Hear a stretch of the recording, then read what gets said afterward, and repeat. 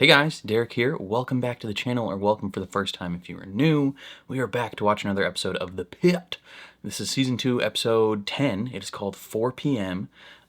We left off last episode with the news report that a slide collapsed at the water park, and now we are going to be dealing with those people, so that's not good. So, before we jump into this, if you end up enjoying my reaction, please leave a like on the video. It means a lot to me.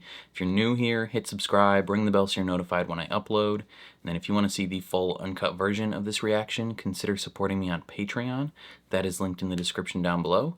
You just sync up your own copy of the episode and you can watch along with me. And then lastly, if you like video games, consider subscribing to my gaming channel, also linked in the description down below. I play all the latest games releasing over there. But other than that, let's jump into another episode of The Pitt. Structural collapse at the water park. 2 victims coming in via helicopter. ETA 5 Only 2? minutes. I can jump in Overview. with, Grab some goggles, gloves, gown, go up to the roof. First patient that lands, bring him down. Okay. You will likely feel very drowsy. You may lose consciousness. You may die. Oh. Javadi. Hey, you okay? Yeah, Are you actually okay? sorry. Look, it's hard seeing your patients die. But as professionals, we have to create emotional boundaries for ourselves. It's not about us, it's about them. She's so calm. She knows what she wants. I feel like an asshole. Why? All they want is more time with their mother. All I want is less time with mine. Oh. Yeah. I mean, you can be grateful and gracious from a distance. Just talk to her. Tell her what you want. She'll understand. hey, 2 birds headed our way. Need a hand? That's the rumor. Santos, trauma incoming. Grab the gown. You can assist Dr. Langdon.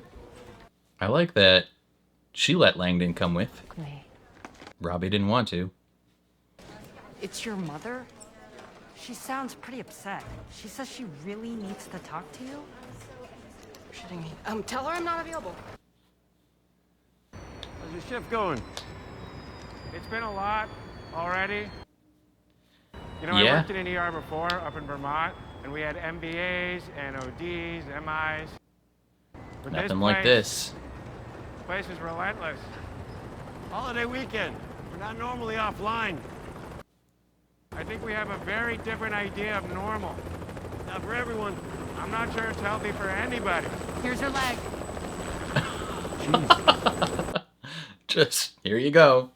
is Dr. Abbott still around? He went to get some sleep before his night shift starts in a couple hours. Okay, I should have planned this better. I was hoping he'd write me a letter of rec for an elective so I could have a shot at a fellowship next year. He can do that later. Did the elective fill up a while ago? Don't remind me. I'm gonna throw myself at the mercy of the court, beg for them to take me anyway. Just kill me now. Be less painful. I mean, I wouldn't... Never mind. Fall from 10 feet onto a metal fence. Right below the knee, good vitals. Ugh. Oh, it hurts. Where should I put this? He's holding Stay onto under it that for now. leg for dear On my life. count? 1, 2, 3. Ugh. What's your name? My leg hurts really bad. Yeah, what's your Did I name, though? break it?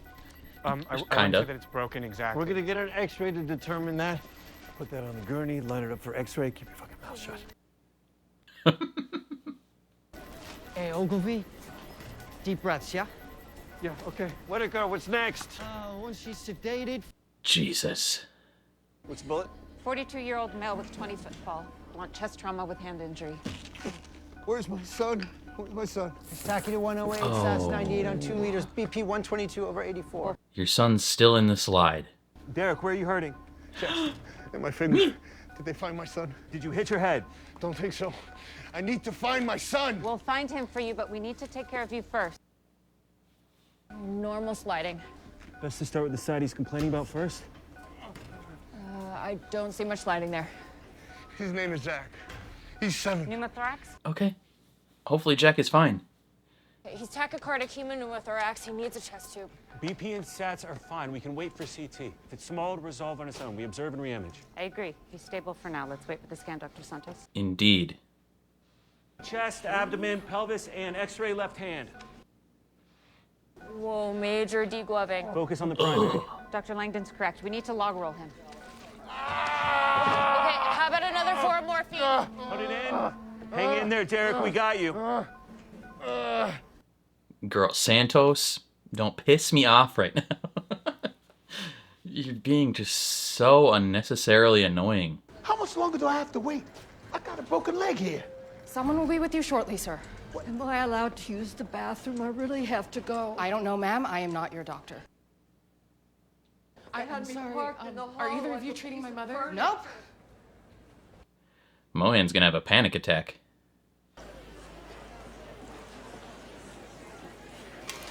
You got something up with your calf. Just like a crazy calf cramp?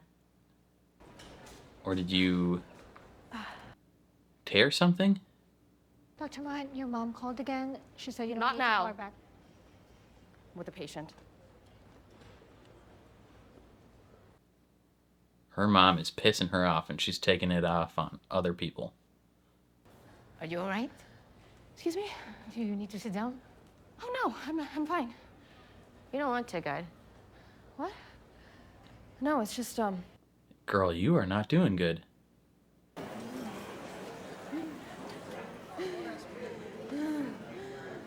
Yeah, she's having a panic attack. I've been waiting this out, cutting in front of you. Just look at my She's getting overwhelmed. Get in. No, I'm okay. I'm okay. Get in the fucking chair. Me coming through. Out of my way. We were going down the water. Hell yeah, Joy. Out of my way. And cut the damn thing off for all I care. I just need to find Zach. Okay, do you feel anything here? Yeah, sharp. How about here? Sharp again. A little late for the show, Yo-Yo. I am the show, Dr. Langdon. You're the warm-up act. Mr. Foster suffered a degloving injury of the I main am finger. the show. Stable pneumothorax awaiting imaging. What an ego. Which tendon did we test, Dr. Santos? Seriously, that's a med student question. We're a teaching hospital. It's always good to review. Flexor digitorum superficialis is intact as it inserts on the middle phalanx. Correct. Gee, thanks. No sign of tension. Girl, Santos. It's not tension, you know. Yeah, there's plenty of other tension here. Dr. Santos, will you escort Mr. Foster to CT?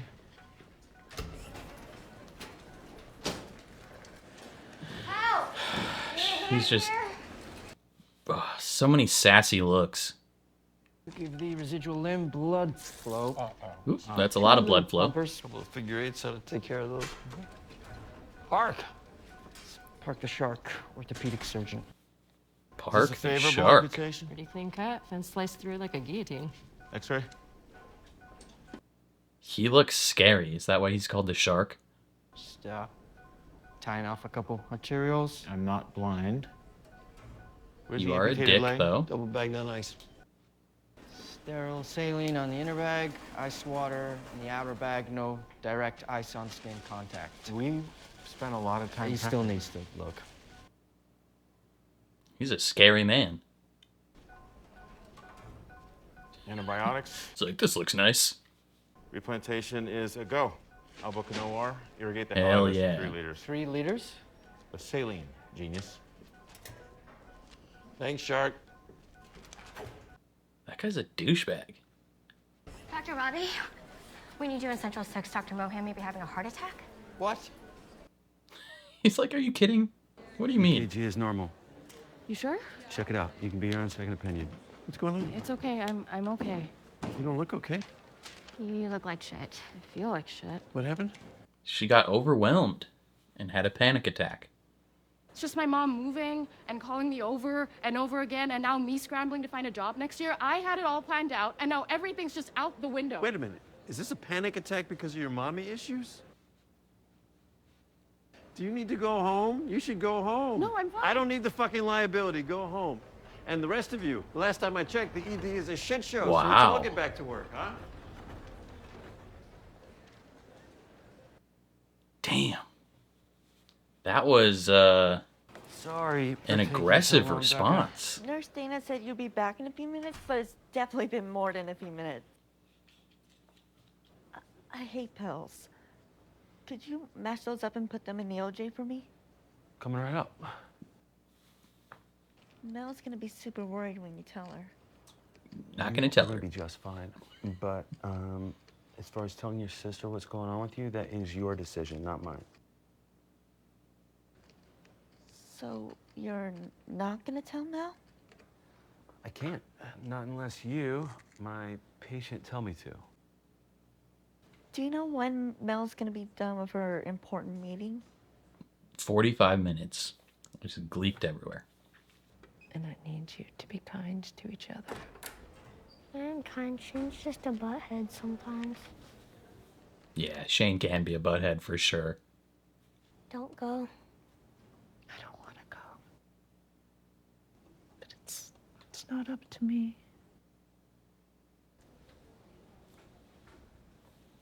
What is supposed to? You gonna go in and see your mom? Cancer sucks. Yeah, it does. Yeah, it does. I wrote the show. I don't want to go in there. Nobody's gonna make you. If you don't, you're gonna regret it. If you don't go in there and say goodbye and tell your mom you love her, I think you might wish you had for a very long time. Facts. That is rough.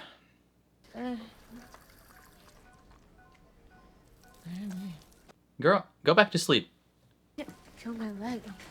I'm Dr. Michael Rabinovich. You're at a hospital, and we gave you a nerve block so that you can't feel any pain. You were on a water slide that collapsed and did serious injury to your leg. Don't look that way. Is that my leg? Nope, someone else's. Did you cut my fucking leg off? Your leg was cut off in the accident. Emily? Can you just put it back on? We're gonna try. Well, stop. Irrigate the ring shavings off first.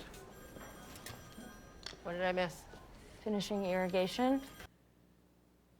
That is a partially collapsed lung that needs treatment. I can put in a chest tube. He doesn't need a chest tube. Okay, what do you want, a pigtail catheter? I was thinking a Thoravent. It's not a bad idea. No need for well suction. If Hannah can operate today, he can go home tomorrow with a Thoravent. Langdon's a smart guy. He knows what he's doing.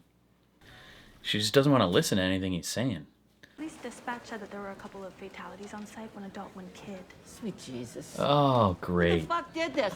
No sign up on orders for labs or x-rays, and it's in the wrong freaking rack. You guys trying to kill me and the It patient? was probably I'll take her. care of it. Thanks. It was Emma's fault. Pharmacy said you needed this right away. Just in time. Slap one on and give it an hour to kick in. You're welcome. What? The prescription is for you. My insurance will cover it. Hers won't. Is that insurance fraud? Technically. Throw me in jail. I could use a vacation. I'm really glad to see you, Mom. Garcia told me about the sigmoid volvulus you missed. It was an oversight. Okay. Could have killed her. It could have killed her for Without sure. electronic records, it's been kind of a challenge to figure out. Chaos is the status quo in the ED, even Yeah. when the computers are working properly. You have to be hyper vigilant and double check everything. I can handle it. Why would you want to? Down here, you're learning street-level medicine, all seat of your pants. Oh, well, I made a mistake, but the more talented practitioners upstairs will fix it. More talented? That's rude. You are better than this. Well, that is one way to do a debrief. You should talk to her. Which one? Honestly, both of them. Can you Yeah. call in some extra doctors? Sure. Tell her mom to think of you with some respect. You guys are talented doctors. Is there a problem? Nope, everything's gone well. Place the trocar. Pull back the adhesive wings. And advance until you see the red diaphragm move. That means you're in the pleural space. Okay. Now, remove the trocar. Perfect. Okay, now we can either Cool. hook up to wall suction, or we can use this one-way valve to repeatedly aspirate with a syringe. And with all your vast experience, Dr. Langdon, you should probably decide. Santos, you need to chill. Have at it, Doc. Enough. Apparently decency and decorum need to be reintroduced to our R2 curriculum. Nice work, Dr. Langdon. We'll go check on an OR for Mr. Foster. Teller Garcia. Teller Garcia. Hey, There's only so many sassy comments you can accept. Oh, for fuck's sake. Go, quickly, before I change my mind. Hey. She's sniffing some unlit cigarettes. What's the bullet? 8-year-old boy, part of the water park accident, thrown off the water side. How far did he fall? Maybe 6 or 7 feet, landed in a tree. Sorry. Your neck trauma must have taken all the impact there. Couldn't tube him, hard to bag. Stats in the 80s, BP 85 over 60, pulse 50. You see that guy's son? If we can't intubate, we crack. He's too young for a crake. Needle crack? You can't ventilate through that. Sats down to 78. 11 Blade Kelly and a Peds Bougie. One quick look and then we Peds bougie? No movement, no air entry. He's a rich kid? I can't see the course. The trake's gonna take 20 minutes. This kid's not gonna last 60 seconds. That's why we're doing a slash trach. Don't know it. Me neither. Boss? Show me what you got. Okay. She gets her time to shine. Girl. Pull up the trachea. Lock the between fuck your in. thumb and middle finger. I thought she was disassociating. Right over the trachea. Vertical, not horizontal, or you transect the trachea and cut the jugular veins. It's a lot of blood. 2-centimeter incision through the tracheal rings. Finger in the trachea. Bougie into the airway. Thoughts on what's next, Dr. Whitaker? Insert the ET tube into the trachea. Okay. Suction. Lots of blood in the airway.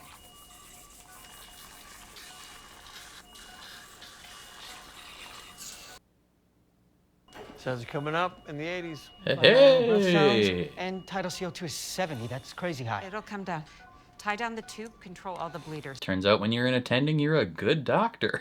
Okay. Who would have thunk? Stats are up to the 90s. Good. CO2's in the 50s. Good heart rate. Hell yeah, Got the Dr. last step. Alashimi. Change your underwear. About time she got a moment to shine. What'd I miss? All the fun. Slash trach. Seriously? Fractured larynx, couldn't oxygenate, couldn't ventilate. Use a meat cleaver on this kid? ENT can revise the trach. Meat cleaver. They'll be thrilled to clean up your mess. Or maybe they'll thank us for not letting him die.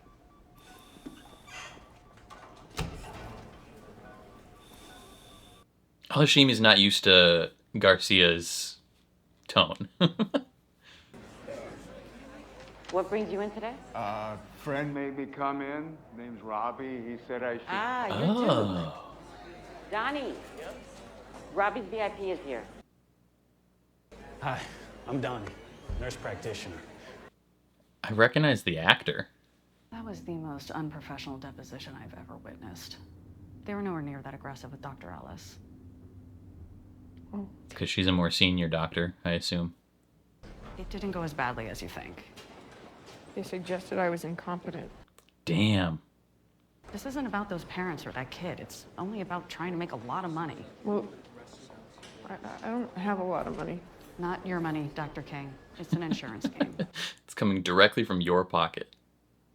Hey, how was your deposition? Have you seen Dr. Langdon? No, why? She wants to check on her sister. Okay. How's Becca? Oh, she's fine. Yeah? Okay, I should go see her then. How was your deposition? I'm sure it was stressful. What's going on with Becca? What's her diagnosis? She doesn't want to talk about the deposition. If you want to know what's going on with Becky, you're going to have to ask her yourself. Yay, you survived your deposition. Welcome back to the seventh circle of hell. Can I get the county coroner's number? What for? I just want to make sure if no family shows up, Louis gets a proper burial. It's expensive. You may want to run it by the missus first. That's true. Hey, kid. You can't do this for every in-house guy that dies around here. It's not everyone, it's Louis. Still, Louis was a good man. He deserves to be put to rest with dignity. I'll dig it up. You heard all that? Yep, he did. Robbie, your VIP's here. Got him in Central 11. Finally. About fucking time. If I knew you were going to make me wear a dress, I wouldn't have come at all. Dennis Whitaker, meet my buddy Duke. Nice to meet you. How do you know this man, Robbie? Friend is a vast overstatement. He's more just a pain in my ass. Older brother? Cousin? Just a friend? How did you two meet? Tinder. Probably Grinder, He's actually. a motorcycle engineer.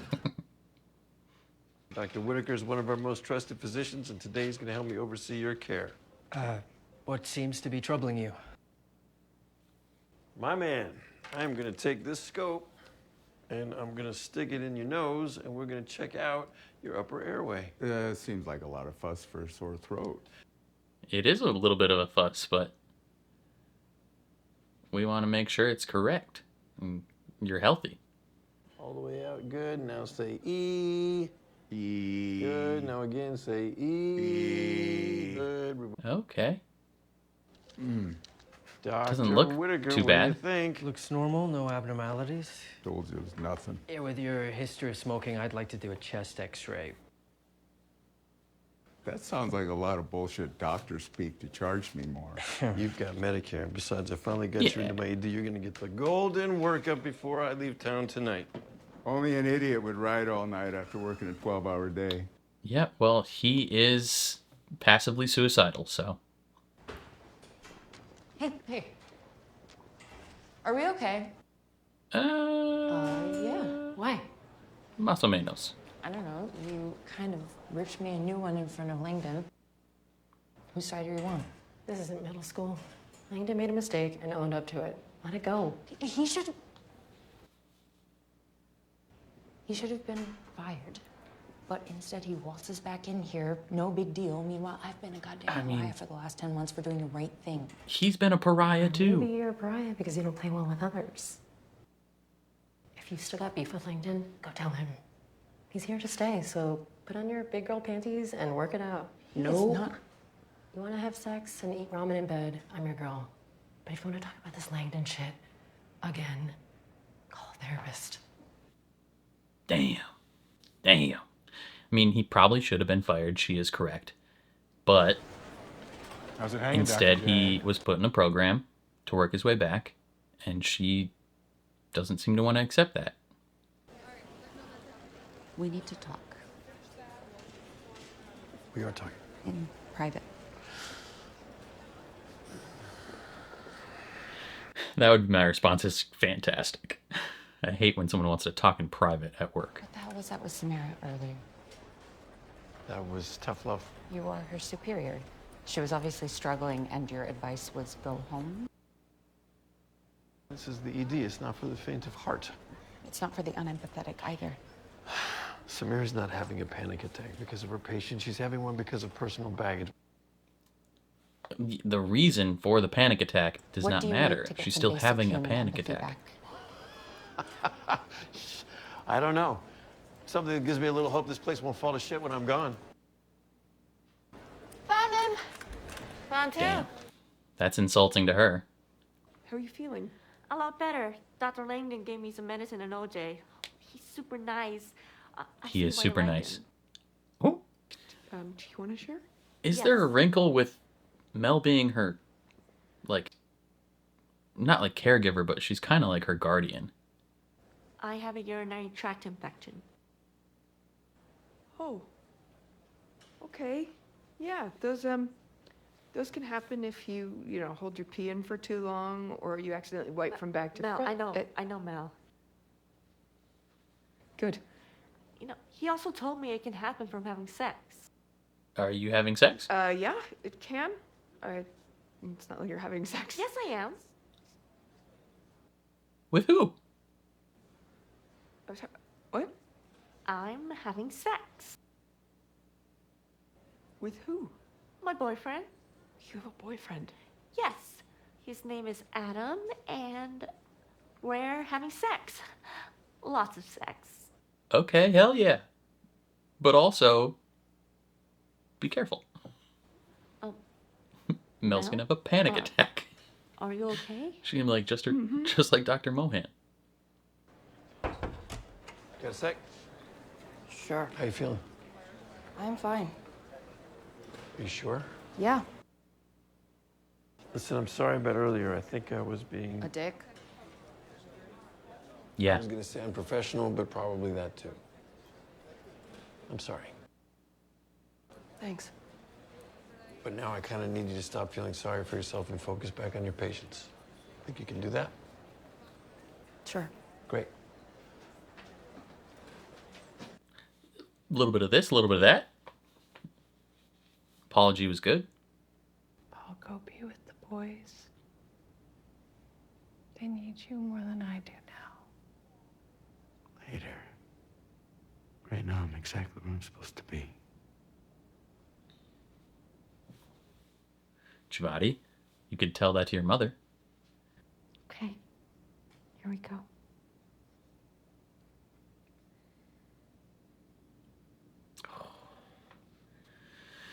Oh my goodness gracious. Okay, solid episode again. Let's start as always with the people that pissed me off this episode. Number one, first and foremost, Dr. Michael Rabinovich. Come on down, sir. Oh my god, dude, he was so mean this episode. Like, what a dick. Like, yeah, he technically apologized to Mohan after, but like, she's having a panic attack because like everything, like she feels like her life is kind of spiraling at the moment right now. Her mom, the whole thing with her mom, like moving away, like selling all her childhood home and all these different things, like that place of safety is kind of gone for her. She is concerned about, you know, her mom and this guy. She's concerned that she's not going to get any of these like fellowships that she wants to do. She's having her mom constantly call her in one of the most stressful days of the year at work. It's like, bruh, like, you need to leave me alone. She's having like patients that don't want to stay in the ER and are leaving. Just like a lot of stress is being just thrown at her, and so she has a panic attack. You know, understandable. And yeah, like it's not great to be having a panic attack in the ER. That is true. Like, to a certain extent, you kind of got to lock it down and like pull yourself together. But at the same time, like, if you're having a panic attack, you're having a panic attack. Like, there's not a whole lot you can do to just like be like, oh, actually, I'm not doing that. Like, it happens. And I liked that most of the other doctors treated it seriously, and then Robbie gets in and immediately, like, as soon as he hears what it is, he laughs in her face and is like super demeaning to her. And it's very interesting because when it comes to patients, Robbie is like incredibly empathetic. He is so kind and so understanding and like willing to comfort them through any situation, you know, willing to give them that reassurance that everything is going to be okay. But then as soon as it comes to either himself or his coworkers, he's the complete opposite. Well, not the complete opposite, but oftentimes he finds himself doing the opposite. And this episode, it was Mohan, and after Dr. Al had to like put him in his place, he went and apologized to her. Like, technically, he apologized to her. He said he was sorry, but then on his way out, he had to like undercut the apology with "stop feeling sorry for yourself." It's like, brother, like, you had a good moment there of like recognizing that you made a mistake and that it was too far, and then you just had to like, you had to kick the legs out from under that apology by being like, quit feeling sorry for yourself.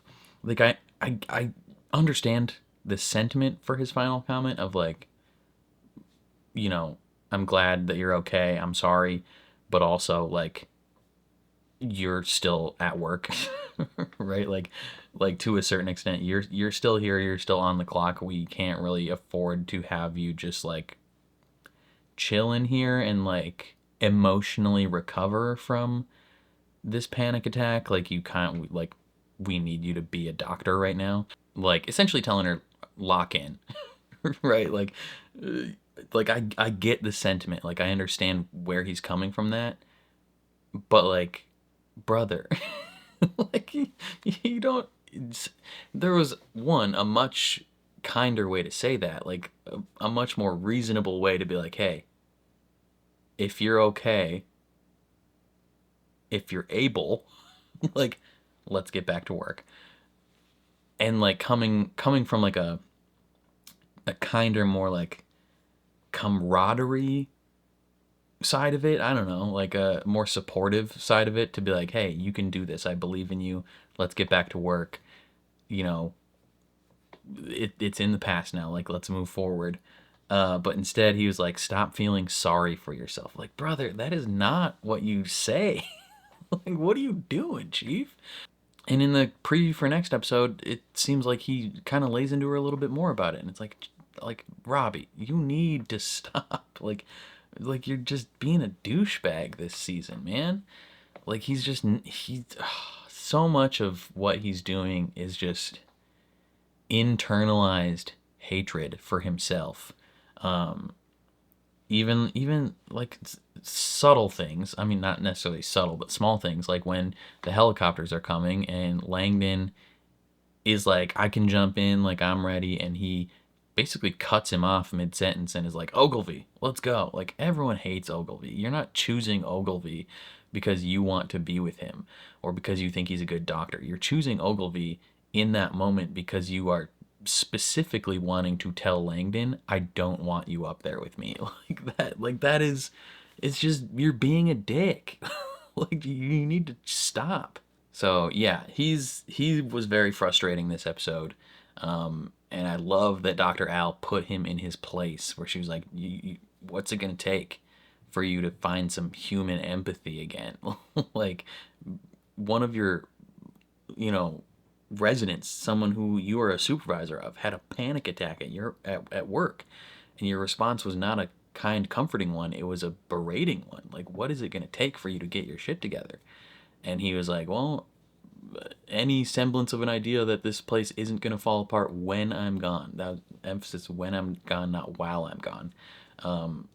Just more things stacking up. We mentioned this last episode, that Robbie is not planning to come back. He is, at this moment, passively planning suicide, essentially. And there's a couple things that continue to add up about that. One, him saying when I'm gone instead of while I'm gone.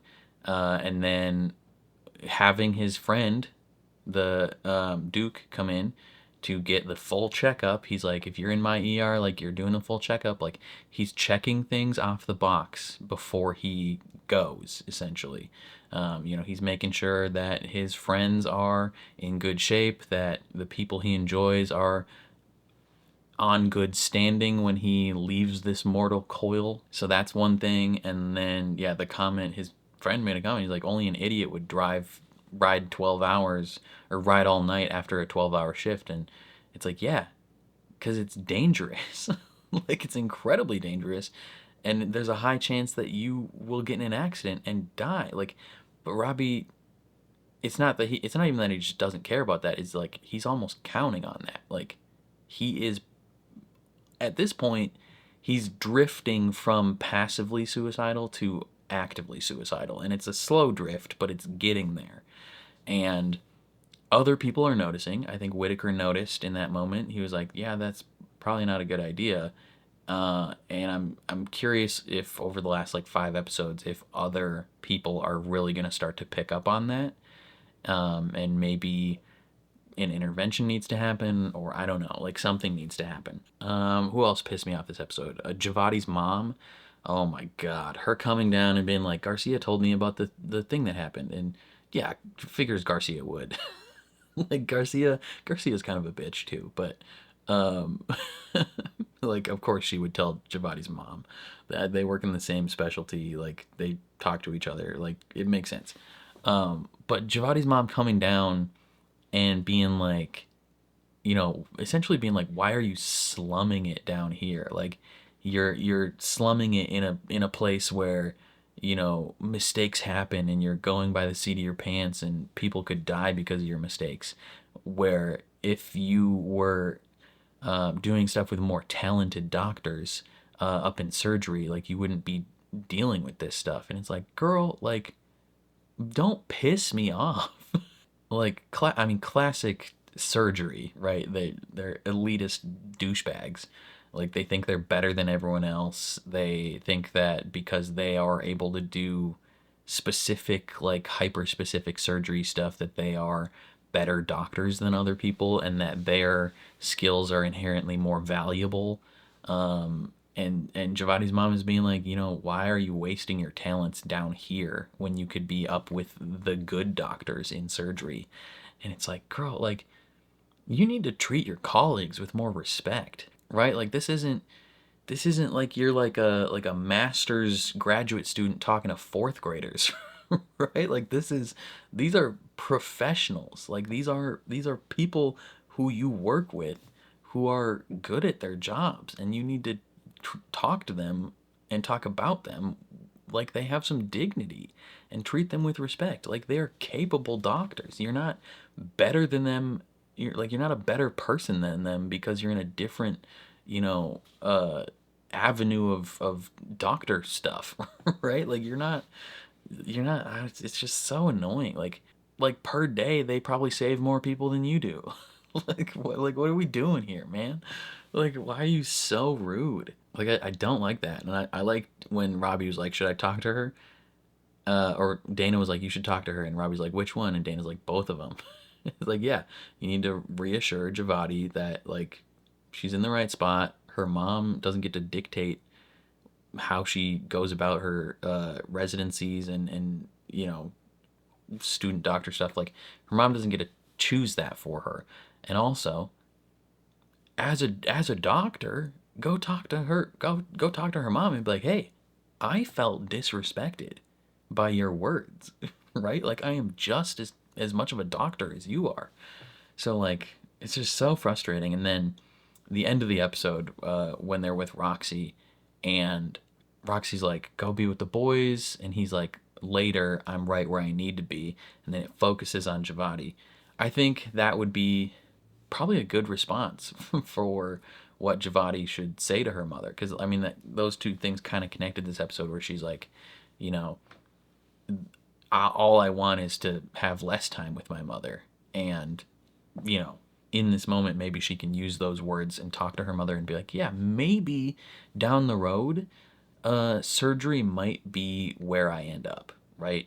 It could be surgery, could be peds, could be whatever. Maybe that is my path in the future. But right now, this is where I need to be, in the ER. Yeah, I think that would be good.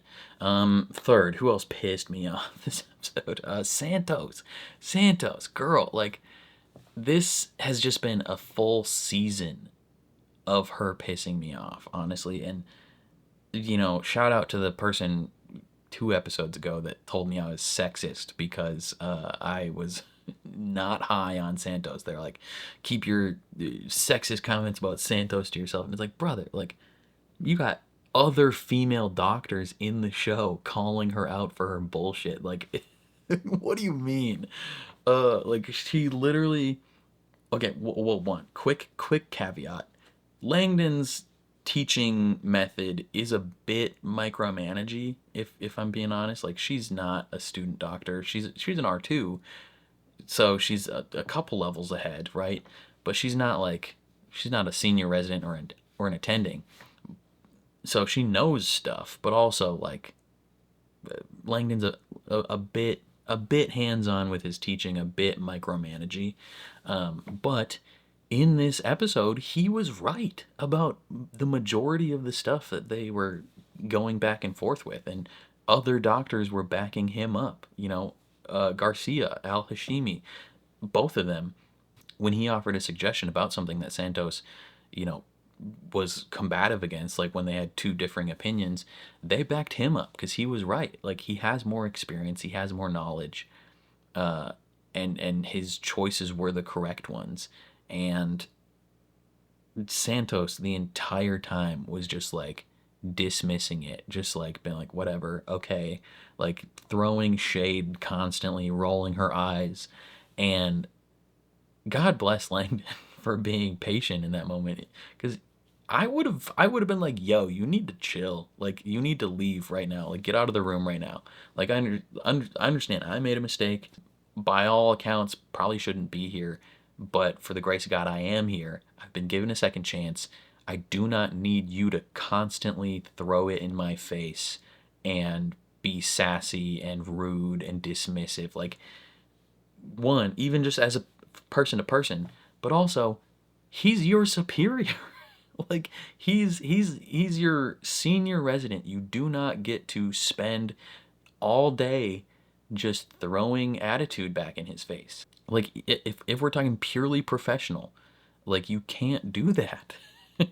and and you know, again, maybe he's a little bit micromanagey, and you know, but she got a lot of things wrong. Like, she was incorrect about a lot of the stuff. Like, they would have done either unnecessary procedures or procedures that maybe would have killed this guy or whatever. Like, he was right. And I loved that in that moment when she's like, all right, whatever, in all your vast wisdom and knowledge, you know, have at it, doc. I loved that Garcia in that moment was like, hey, what the hell are you doing? She's like, maybe decorum needs to be reintroduced to the R2 curriculum, because it wasn't just a thing where like Santos was saying stuff and like Langdon was noticing or other doctors were noticing. Everybody was noticing. The patients were noticing.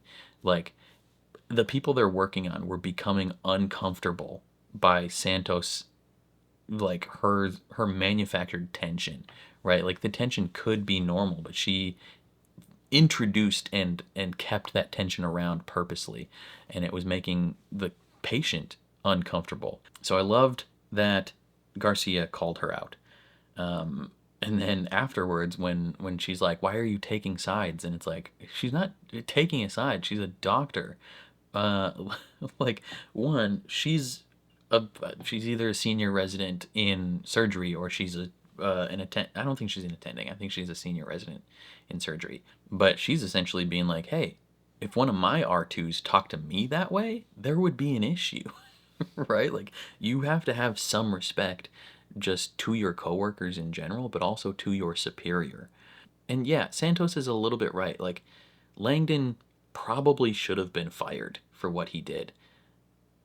Now, who knows if no, I say probably. Like, I don't know all the ins and outs of like the particular program he's in, what those people know. Like, do they know that he was stealing medication from patients, or do they just know that he was addicted to the medications, right? Because if they only think that he was like addicted to benzos, but they don't know he was actively stealing them from patients, that could be a whole nother thing. Like, it's entirely possible that Langdon probably should not be working here anymore, but he is working here, and it's not, she says he strolls in like nothing ever happened, and that's not true. Like, he's actively apologizing to as many people as he can think of. He's in a 5-year program to guide him back to being a full-fledged, you know, doctor, not on probation. Like, he's not just pretending like nothing happened. Maybe with Santos, he's not quite pretending that nothing happened, but he hasn't straight up apologized to her yet. I think he should do that. But like, he's not just doing that. And Garcia being like, this isn't middle school. Like, if you have an issue with him, talk to him. You're an adult, right? Like you're a full-fledged adult with a whole ass job, and your coworker, you have beef with your coworker and you won't talk to them about it. Like, if this is going to become a massive issue if you continue, like, this is day one and you're already throwing absurd amounts of disrespect towards him. like if this is going to continue, then you will get fired. Like, it's not going to be a situation where Langdon gets fired. It's going to be you get fired, because they're not going to fire the senior resident for receiving disrespect. They're going to fire the R2 for giving the disrespect. Like, that's just how it will work. And so her being like, you gotta sack up, like, put your big girl panties on and talk to him like an adult. But then she also clarifies their relationship a little bit more. She's like, if you want to have sex and eat ramen, I'm your girl. Like, yeah, gladly, we'll hook up and shoot the shit and just be like fuck buddies for a bit. But like, if you want to like hash out your emotional problems with me, it's not gonna happen. And not even just like not even just like once or twice. She's like, again, like, which leads me to believe that Santos has complained about this a lot with Garcia while they are in bed. And her being like, yo, oh, and Santos being like, I've been a pariah for 10 months. And Garcia been like, you're not a pariah because of this Langdon thing. You're a pariah because you are a dick and you don't play well with others. Like, you're rude to people and you disrespect them and you call them nicknames they don't like. That's why you're a pariah. And I really think Santos needed that. She needed that reality check. Granted, Santos is like 25% right about what she's saying about Langdon. He probably shouldn't be here. By all accounts, but he is here. He's on a program to work through everything, and she's just gonna have to deal with that. Like, that's not gonna be something she gets to like interrupt or derail. So yeah, she was pissing me off this episode. But now let's talk about people that were awesome this episode. One, Dr. Al Hashimi, girl, like, finally. She's been on the short end of the stick for a lot of the season, and even from myself, I have thrown a lot of shade at her. I'm glad that she finally got like an actual moment to shine in this episode, and I feel like she finally has her feet under her in this emergency department where they're doing some procedure, and Langdon doesn't know what to do, Robbie doesn't know what to do, and she locks in and she's like, all right, we're doing this procedure. She does it. She gets the result they wanted, and they're like, has anyone ever done that? And she's like, nope, that was the first time. It's like, Jesus Christ, like, way to lock the hell in. Like, that's crazy. And she's just like, yeah, I practiced it, like, when I went to medical school. Like, a couple things, like her being like, yeah, just because I'm new here doesn't mean I'm less of a doctor. Like, I went to medical school. I learned these things. I practiced these things. Two, she's an attending. Like, she's not an R1. She is at the same level as Robbie. Like, she has a lot of experience and a lot of knowledge. She knows what she's doing. You know, it may take her a little bit to get her feet under her, get her sea legs under her, because she was, comparatively where she previously was an attending with like the VA. It's not as hectic, not as crazy, not as like seat of your pants cowboy medicine type stuff.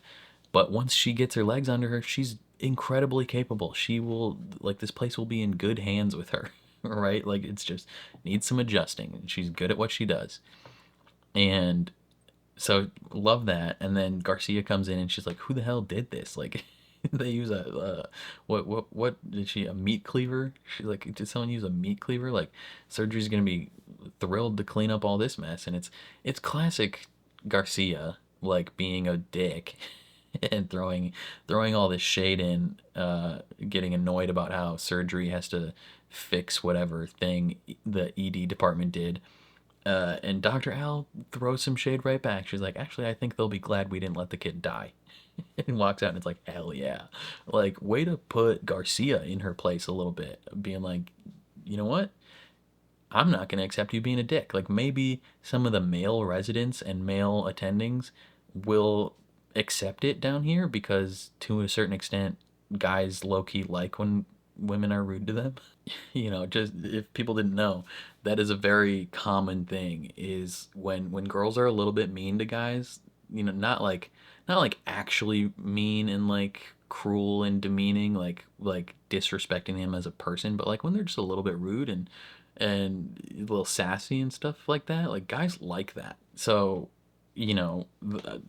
most of the male emergency department people down here are probably not gonna get that upset over Garcia throwing shade and making comments and stuff. And they also kind of recognize it as like a little bit of terms of endearment, right? Like, she's not saying those things to people she doesn't like. Like, when she doesn't like someone, she's a lot more rude. So, but still, I love that Al Hashimi was like, I'm not gonna take that. Like, F that. She's like, I'm a goddamn doctor. Like, you're gonna treat me with some respect. Like, I know what I'm doing. But then yeah, when she and then also later when she puts Robbie in his place and she's like, hey, you need to figure your crap out because you can't talk to your coworkers like that. Her and Robbie have had a bit of a back and forth the whole season. Some things I've agreed with Robbie on, some things I've agreed with her on. But I think in that moment she was like, hey, like there's something deeper going on with you. You need to figure it out. And he's like, oh, this place is going to fall apart without me. And it's like, no, I think she's pretty capable and it'll probably be, at minimum 85% is good.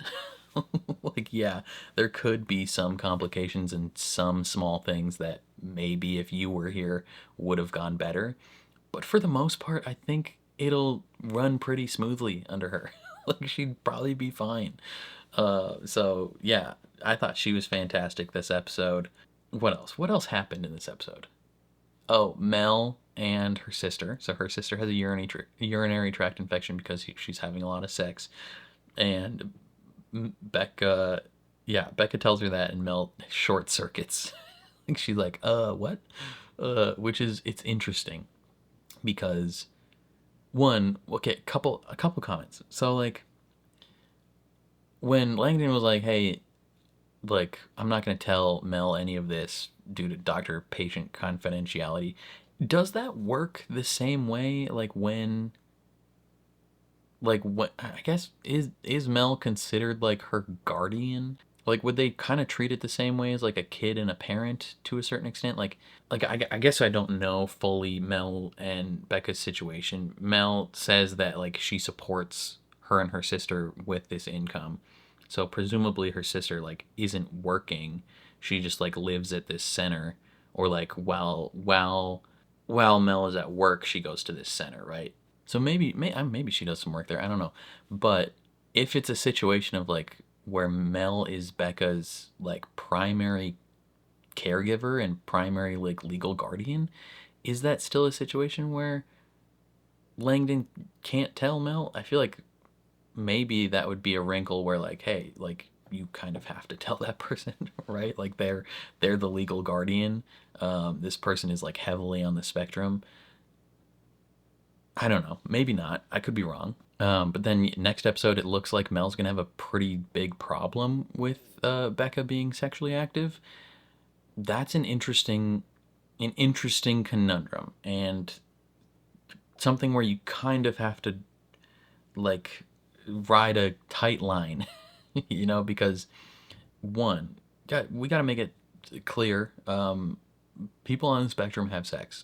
Like that's a thing that they are doing and are capable of doing. Like someone on the spectrum is capable of giving consent and having sex and like living a normal life. As much as they can go to work and do jobs and do other things, they can have sex, they can drink alcohol, they can do other things.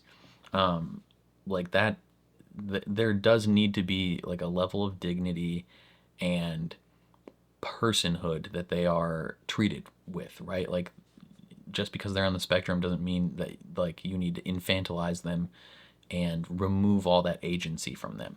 So that might be the route they're going with this, because Mel is also on the spectrum. Like both of them are clearly on the spectrum.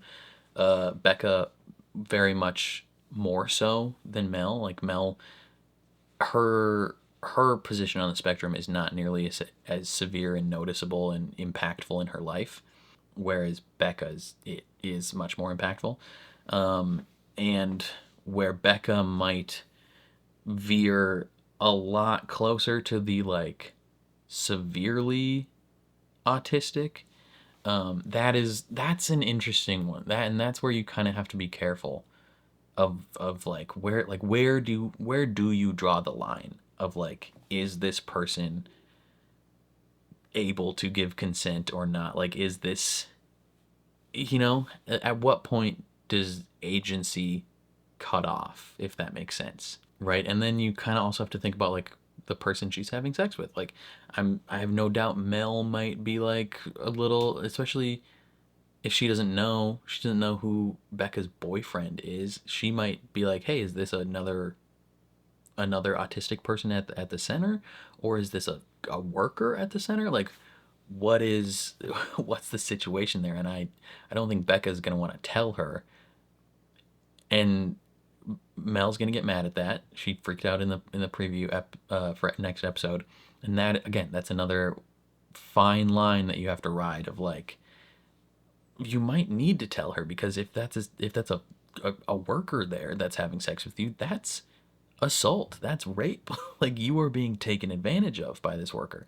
But if it's just another like resident there, then that's two autistic people having sex, and it's like, okay, that seemingly is fine. Right? As long as everyone's like chill with it, like both of these people are mentally and cognitively there enough to consent to that, right?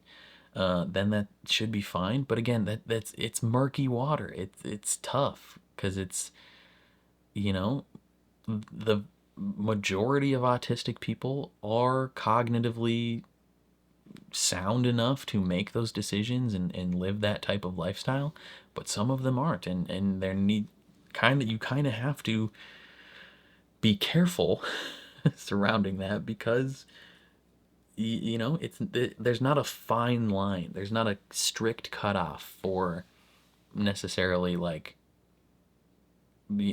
cutting off agency, if that makes sense.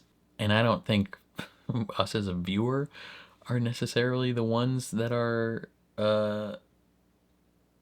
in charge of determining that. And if we were, I think Becca seems capable enough. She seems, you know, intellectually up there enough to make those decisions, right? Like, she's not a child. She doesn't have a childlike or a child level of cognitive ability. But yeah, it is an interesting situation for sure. Joy continues to be great. She after like episode 2, Joy has just skyrocketed. She's just been amazing. After that point, like, she's fantastic. Her putting Mo in her place a little bit, being like, get in the fucking chair. Like, one, you need to listen to yourself, listen to your body, and like, you know, you're struggling and low-key having a panic attack, you need to be back there. But also, from an optics standpoint, you can't be having a panic attack in front of all the patients.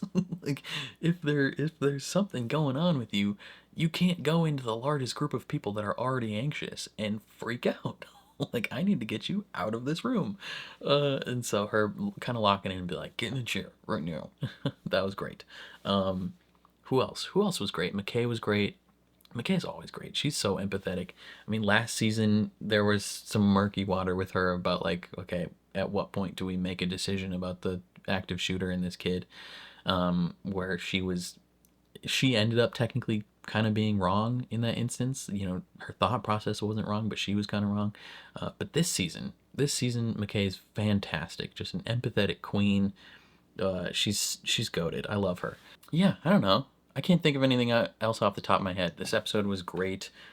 Next episode, I imagine, is where we really ramp up to the end of the season. We got 5 episodes left, and I think we're going to really lock in, and things are going to get intense starting next episode. So I'm excited for that. Definitely let me know all your thoughts of this episode down in the comments below. Very curious to see how you feel. Otherwise, if you enjoyed my reaction, please leave a like on the video. It means a lot to me. If you're new here, hit subscribe, ring the bell so you're notified when I upload. And then if you want to see the full uncut version of this reaction, consider supporting me on Patreon.